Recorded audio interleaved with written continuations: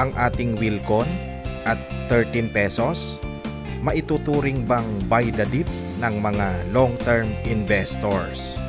Alamin natin. Okay, para sa mga Wilcon natics, Wilcon naman para sa ating short practical chart analysis. Ang current price nito 13 pesos. Today is November 23.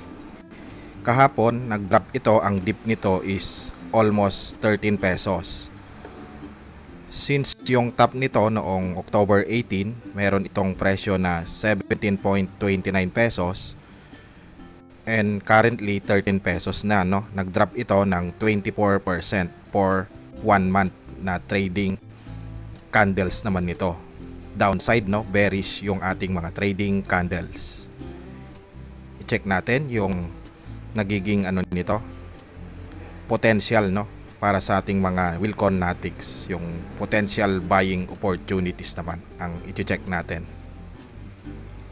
At may nakita nga tayong mga nito, no? Sinasalo ito ng company, no? Nagkakaroon sila ng share buyback. Since dito sa mga drop nito, sinusuportahan ito ng company para hindi naman tuluyang dumausdos yung price action naman nito. Mamaya i-check natin yung naging share buyback o kaya mga buying insiders natin. Okay? At ito yung details ng mga support o mga company share buyback ng ating Wilcon. May nakalap tayong details na nagsimula noong March 14. Nagkaroon sila ng share buyback. Meron silang 800,000 na share buyback. At ang naging price nito is 14 million naman, no?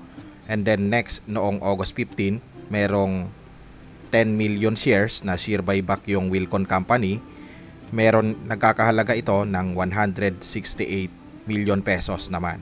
Sinasalo nila yung pagiging downside ng ating company na Wilcon para hindi naman ma-deplete yung presyo, no? At tuluyan itong bumaba. At kung i-take note ninyo guys, yung presyo ng kanilang share buyback is around 17 pesos up to 18 pesos naman. Sinasalo na itong pagiging bearish sentiment ng ating Wilcon Company. Kaya ito, magandang buying opportunity, no? Kasi right now, nagtitrade na ito ng 13 pesos. Pero yung share buyback nila is around 17 to 18 pesos.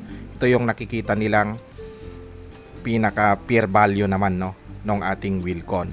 Kaya para sa mga long-term investors, yung mga willing to wait, no, makikita ninyo dito na 17 to 18 pesos, ito yung fair value na nakikita ng ating Wilcon Company.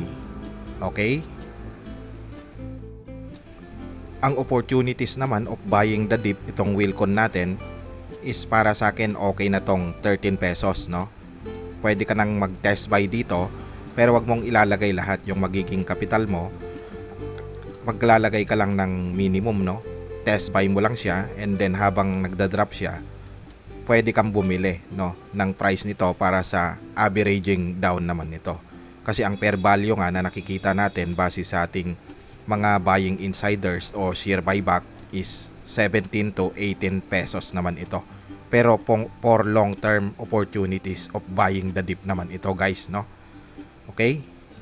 Itong mga moving average naman natin, halos wala pa tayong nakikitang reversal signal. Itong MA9, MA13, MA50 at saka MA100, no? Halos naiwan na itong mga candles natin, no, dito sa kanyang MA9 naman.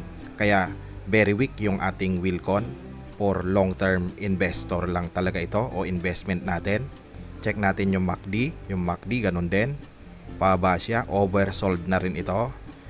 At yung RSI natin ganun din, lumagpas na, no, dito sa ating baseline dito sa baba, dito sa ating box, no, oversold na rin ito. Pero by the way, itong ating Wilcon, makikita ninyo dito, no, na dividend paying stock din ito. Kasi makikita ninyo dito, meron siyang nakalagay na D, no? Itong mga to, dividend paying stock din, itong Wilcon natin. Okay? Next, kunin naman natin yung bottom support nito from 13 pesos, no? I-trace natin siya ng Fibonacci retracement. from bottom hanggang dito, no, sa top nito na 17 pesos. I-plot natin. Ang pinaka bottom support natin dito is nasa 10 pesos and 39 centavos naman siya, no. Lagyan natin ng white. Yan yung pinaka bottom natin.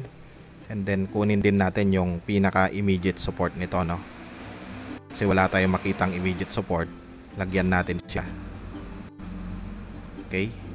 Ito naman siya. Immediate support natin is nag-coincide, no, 12 pesos naman.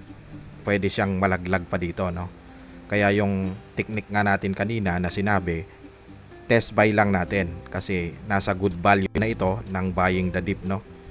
Pwede pa siyang mag-dip ng 12 pesos hanggang 10 pesos naman yung pinaka-dip nito.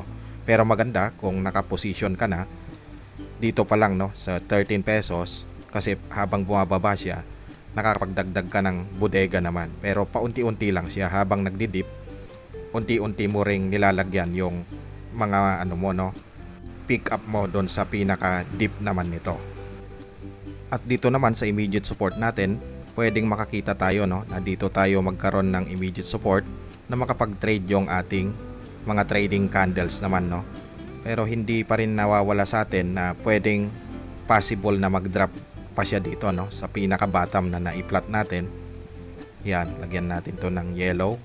Pero ito na yung nakikita nating pinaka-bottom support, no. Itong nasa 10 pesos and 39 centavos naman. Okay, puntahan natin yung kanyang monthly chart para makita natin, no, yung pinaka wider chart naman nito. Yan yung wider chart nito since from 2018 ito, guys, no, 2017. At mapapansin ninyo itong plinat natin dito, yung bottom support natin na 10 pesos and 39 centavos, marami siyang naging resistance dati, no, dito, at saka support. Yan naman siya, no. Okay?